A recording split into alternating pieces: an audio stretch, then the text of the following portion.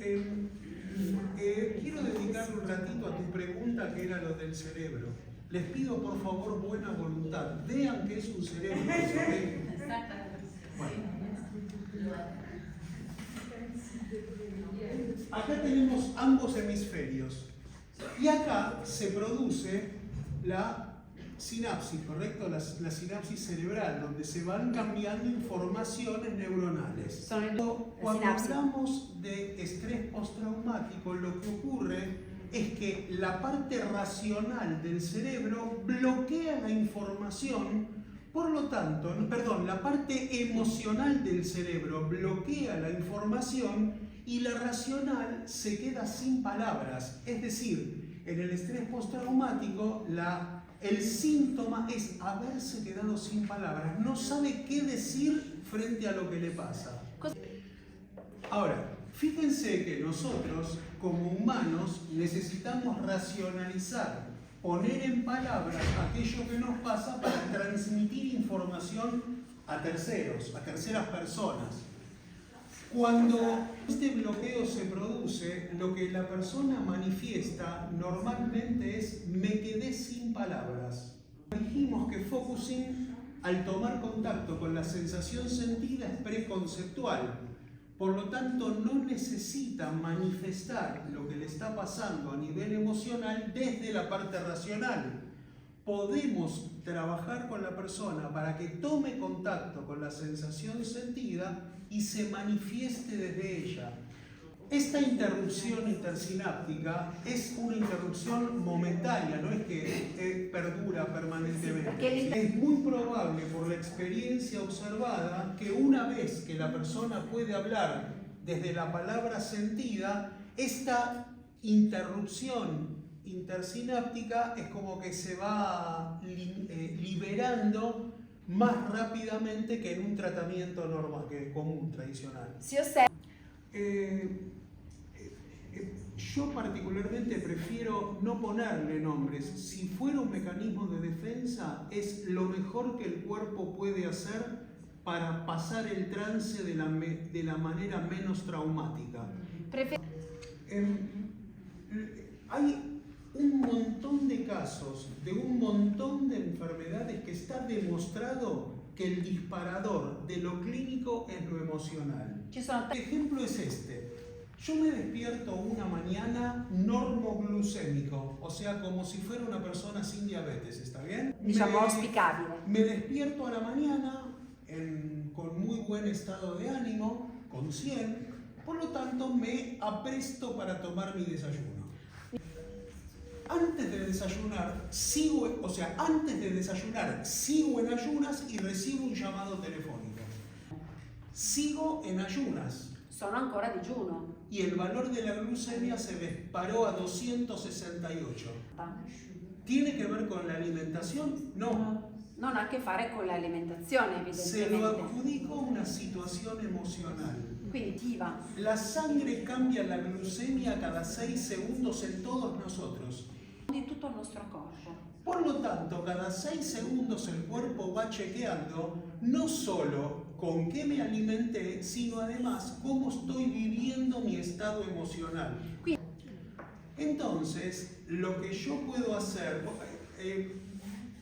un pasito atrás.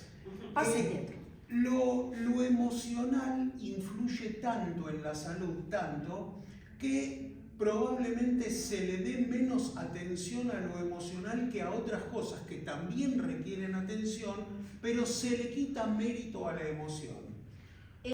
Consideremos que la emoción, cualquiera sea, todas las emociones que nosotros vivimos, las emociones básicas, irrumpen, se tramitan y desaparecen en un muy corto plazo de tiempo, ¿sí? O sea, irrumpe miedo, tristeza, angustia, alegría, irrumpen, se tramitan, como cada uno sabe, y luego desaparecen.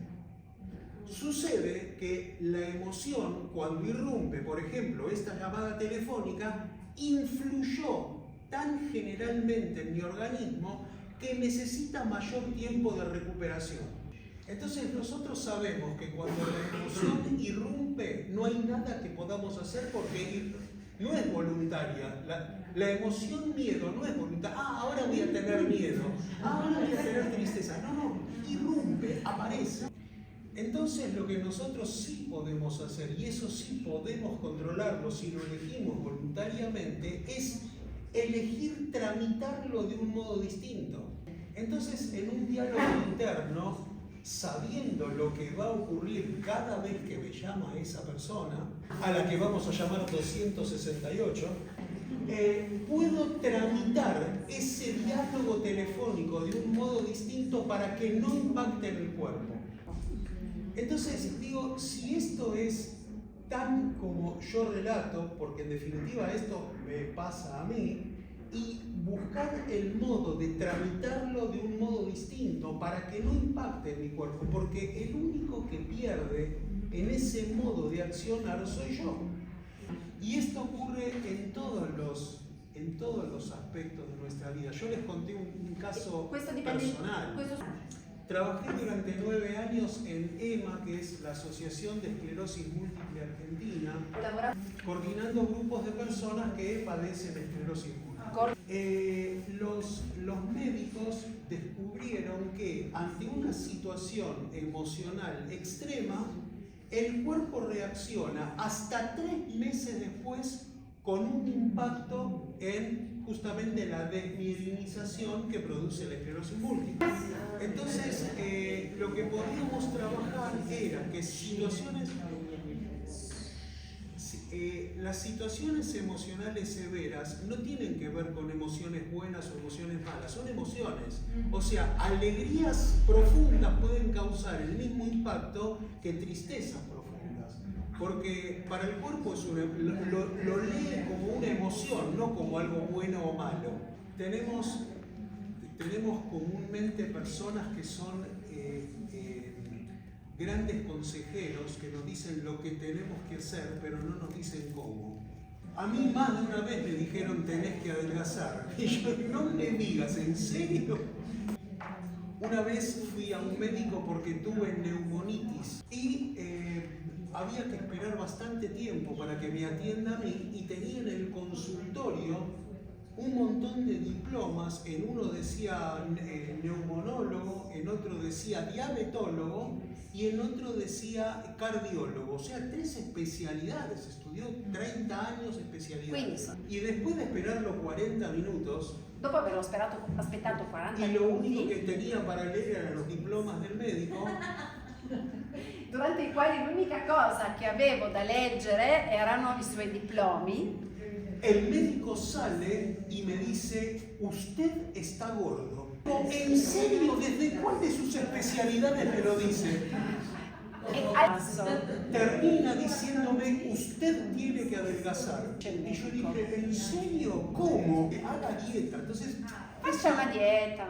esto es risueño, pero es lo que ocurre a diario. Usted tiene que, y el qué no implica el cómo, y el cómo lo sabe el cuerpo. Muy bien. Molto bene. Podemos hablar de un montón de casos. Tengo mucha casuística trabajando con dolores, síntomas y enfermedades crónicas, pero podemos encontrar libros enteros que hablan de casuística, todos exitosos. Y hay algunas cosas que no salen bien. Les voy a contar una experiencia en la que no fue exitosa. Hay una institución en Argentina que trabaja desde el enfoque centrado en la persona y tiene diversas especialidades. Una de ellas era un médico homeópata unicista que me atendía a mí. ¿Y yo de qué puedo hablar? Porque 3 horas en la primera entrevista obviamente tenía que hablar de focusing y lo volví loco. Hablando tanto, él me contó algo que estaba viviendo y que me dijo, me gustaría probar con focusing. Entonces vino a mi consulta y me dijo que a los 26 años tuvo hernia de colon. A los 36 años tuvo colon irritable. A los 56 años, o sea, 20 años después del segundo, hizo un cáncer de colon. Y él estaba en esa instancia, a sus 56 años es cuando estábamos hablando. Trabajamos con él sobre todo lo que este cáncer venía a decirle y, mejor dicho, trabajamos con él desde el cuerpo, que le diga qué es lo que el cáncer necesitaba hacerle saber, decirle qué necesitaba que haga. Y cuando lo descubrió dijo, ese cambio yo no lo quiero hacer, prefiero morir. Y terminó así su vida, eligió eso, sabiendo lo que el cuerpo le pedía que haga, y el cambio que él necesitaba hacer era más doloroso que la muerte para él. Lo que vamos a hacer es un ejercicio, si quieren, alguien que tenga ganas de hacer una revisión, un contacto físico solamente para que vean aquellas personas que no conocen focusing cómo poder lograr ese contacto del que hablábamos al principio.